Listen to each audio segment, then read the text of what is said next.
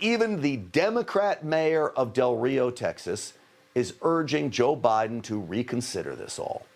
Mr. President, my name is Bruno Lozano, Mayor of the City of Del Rio, Texas, and I am pleading and requesting with you to please put a halt to any measures regarding the release of immigrants awaiting court dates into the City of Del Rio and surrounding areas. We do not have the resources available to house and accommodate these migrants within our community. That's a Democrat. Do you think Joe Biden's going to listen to him? I don't. Joining me now to discuss this, Republican Congressman of Florida, Greg Steube, is with us, and Republican Congressman of Georgia, Barry Loudermilk, is also here. Congressman, great to have you both on the program. Thanks for having us. Always good to be with you. So, Congressman Steube, huge immigration plans now being pushed onto Congress. You've got a Democrat mayor saying, Joe Biden, take a step back here. How are you going to push back against this, Congressman Steube?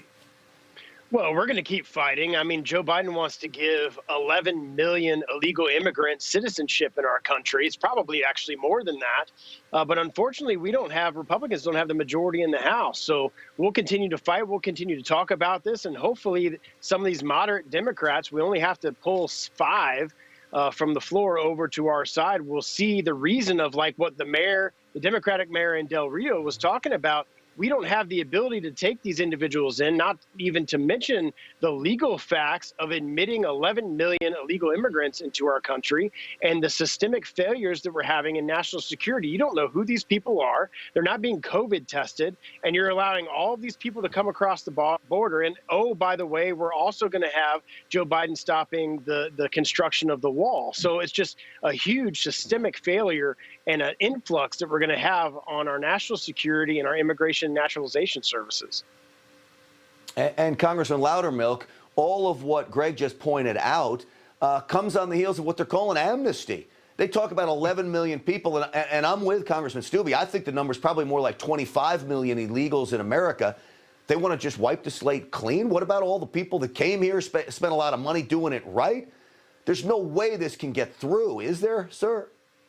Well, I mean, there's definitely a way it can get through because Nancy Pelosi doesn't believe in including any Republicans in any of the decisions you make. I mean, look at what's happened with this COVID relief package as part of the budget. The budget committee wasn't even formed when she ramrodded it through the House. And so they're going to try to get this done. But I think what they're going to see that's different now is President Trump depoliticize the immigration issue. And a lot of people think that it's depoliticized. Yes, because even Democrats, as you just saw, and you pointed out in your monologue, Democrats along the border are seeing that Trump's plans worked. The walls worked. Having people apply for asylum in Mexico, it worked. Caravans stopped.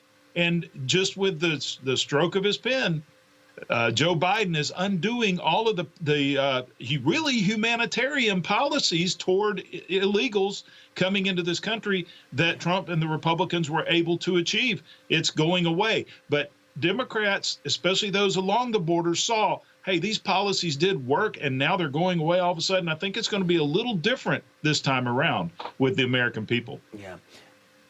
I think you're starting to see some kinks here in the Democrats' plan. Politico comes out with a report basically saying this has a slim to none chance to get pushed through, that it's dead on arrival because of the Senate. And then instantly you start hearing Democrats like Cuellar saying, oh, we're going to piecemeal this together. We're going to do some smaller bills. Well, anybody that's followed Congress know, if they want to do it big, you got to stuff it in a massive bill where they force you to vote for it. Doing this in smaller bills, to me, seems like they're trying, Greg Steube, to tell the radicals in their party, oh, don't worry, it may be smaller, and we'll push some other bills through at a later date. What do you think? Well, I sure hope that there's some moderate Democrats in some of these moderate districts that are willing to stand up to Nancy Pelosi and the majority. But to this point, just what Barry was saying, we haven't seen that. They have shoved through the COVID-19 package a $2 trillion bill without a single Republican vote in the House and a single Republican vote in the Senate. So if that gives you any instigation as to what this is going to look like going forward, they're going to try to push everything through. So the only way that things like this and horrible policies like this get stopped is if some of these moderate Democrats in some of these moderate districts stand up and say, look, I'm not going to support that because I'm not going to take that back to my district. Yeah. Well, they use reconciliation to do that. Congressman Loudermilk, they can't do that in the Senate this time around, can they? Well, they do have the opportunity to do two reconciliation packages during this Congress, and there are rules on the reconciliation. It can only deal with spending. The reconciliation was designed to cut spending, so it has to be fiscal in nature to meet the rules of the Senate, and the parliamentarian basically has the power to say what can and cannot be in the bill. However, Chuck Schumer has already said, we'll just ignore the rules and go forward with it. Fortunately, some level-headed people like Joe Manchin has said they won't vote for anything that doesn't abide by what's called the Byrd Rule in the Senate. So they're going to try. I mean, they're going to try to push it just as far as they can, but I don't think they'll be quite as successful. Just like Greg said, we need some of the common sense folks, the few that are left in the Democrat Party, to come along and do what's right for the American people. Well, it should be a wake-up call to voters out there. We don't want to be hanging our hat on guys like Joe Manchin, even though we're thankful he stands firm, and I sure would applaud him if he does so. But we've got to take back the Senate next time around, and the House, too. Absolutely.